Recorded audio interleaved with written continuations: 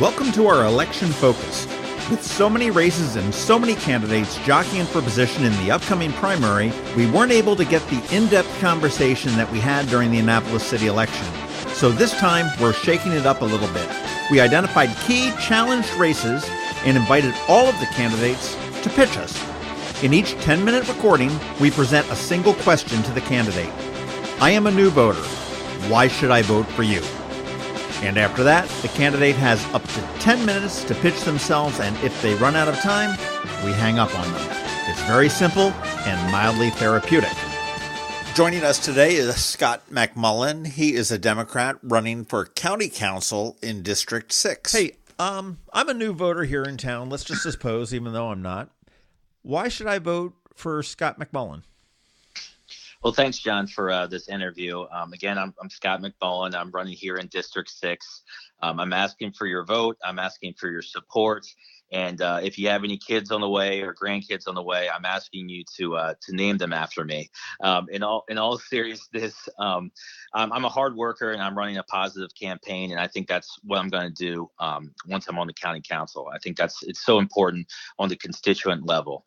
I was born in the old Annapolis Hospital, and now I work 50 yards from it. I always say, I guess haven't gotten very far in life. I've just been campaigning for a year now, working hard, and I've just been listening to and learning from a diverse group of people, all the way down from the Bay Ridge, Annapolis Neck Peninsula, the city of Annapolis. I was very much involved in the city campaign. That kind of shows in some of the endorsements I've gotten, all the way up to Crownsville and, of course, Sherwood Forest, which is the District 6 area, and just listening to a lot of different people talk and their concerns. And I think we need to think about, our long-term concerns. I think that's really important, and not really take these Band-Aid, patchwork legislation approach, and really think long-term when we're thinking about government. I always say we need to take a sustainable approach. We need to act as if tomorrow matters.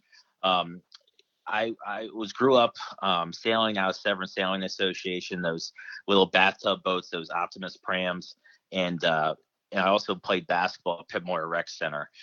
When I was sailing every day, those boats in the summertime, I'd bring them out of the water, and there'd be a yellow, almost dirty toilet bowl scum ring around the boat. And you'd have to wash them off every day, those little Opti prams. And we have made some progress in cleaning up our bay, but I think there's a big opportunity to fight for that through stormwater restoration projects. When it comes to, and among other environmental projects, when it comes to playing basketball at Pitmore Rec Center, I learned hard work, hustle, and working with a lot of different kinds of people. So that was really important to me. I went to school, Jones Elementary in the county, where my mom was an admin assistant, and then she was an admin assistant at Mills Parole Elementary right here in the district. And the majority of her career, she was over at Eastport Elementary. And my whole family relied on her health care benefits, and we've kind of seen those erode over time. So that's something I want to advocate for teachers as well as admin assistants. That's really important to me. Went to high school. I was the environmental club president. Went to Villanova University. Go Wildcats. We've won the national championship the last couple of years, last 2 out of the last 3 years. And then I went to law school and in law school, I worked for the Chesapeake Bay Foundation. And at the Chesapeake Bay Foundation, pardon me, at the Chesapeake Bay Foundation, and during law school, I wrote a law review article on the Chesapeake Bay and climate change. And in that article, I quote this young riverkeeper, and of course his name was Chris Trumbauer. And this is about 2008 time period. And I followed Chris's career over the last 10 years. And I have so much respect for Chris Trumbauer. And I really want to build on his legacy.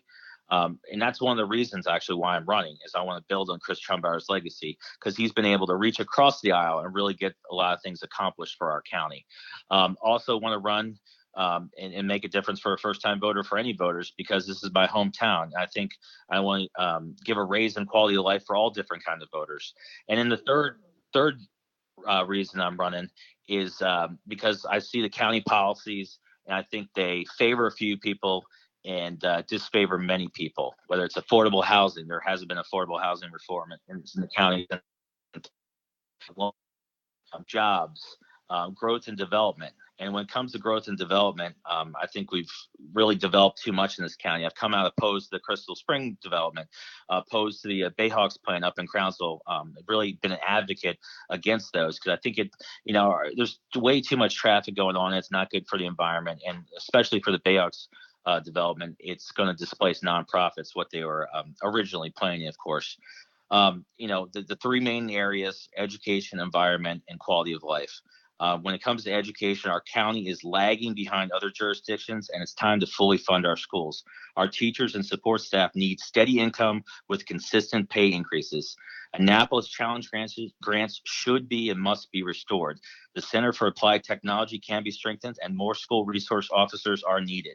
Wiser land use decisions can lead to smaller class size. 5 minutes. When it comes to the environment, the current environmental laws are not being enforced, and fines are going into the general fund instead of the environmental protection. Fines aren't going back to the environment. We must take a tough stance on new development, and projects like, again, the Crystal Spring and Bayhawk stadiums must be opposed for what they were proposed. The general development plan must be followed, and citizens need to be listened to on land use decisions that affect their community. For my leadership, I'm honored on environmental issues. I've been endorsed by the Sierra Club as well as the League of Conservation Voters. When you look at quality of life, just going over some of these issues I have, the background I have, this terrible epidemic, the opioid epidemic, has touched far too many families. I've been a member of the Annapolis Substance Abuse Prevention Coalition. Both prevention and treatment are needed. Our first responders need the latest training and equipment in order to provide care and save lives. We must invest in long-term addiction treatment. It's really important things, and one of the reasons why I'm running. I think a couple of things that differentiate me from the field of candidates is my community involvement. I'm board member of the Scenic Rivers Land Trust Board. I really care about the environment. I've been active in the community, had the most pro bono hours as an attorney in 2013. So I've been giving back to the community for a long time. This is my hometown, and I think I can build coalitions. I'm honored to have Councilman Andrew Pruski's endorsement. He's already one vote on the council for Democrats, and I've really garnered a lot of support within the community. Former Councilwoman Barbara Maxwell has endorsed my campaign, as well as some school board members. And I'm not on the same page as always with the school board, but I have a good relationship with them. And on that note, Patty Nally, Stacy Korbelak, and Sydney Butcher have all supported my campaign as well. So I have a lot of good relationships, and I think I'm the best candidate to get to 4 votes to really push a good progressive agenda for our county.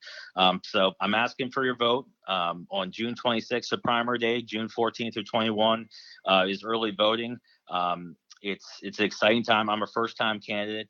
I'm 37 years old. I really want to make a difference in my hometown, and I'm working hard, and I really want to earn, and I hope I have earned your vote. Thanks a lot, John.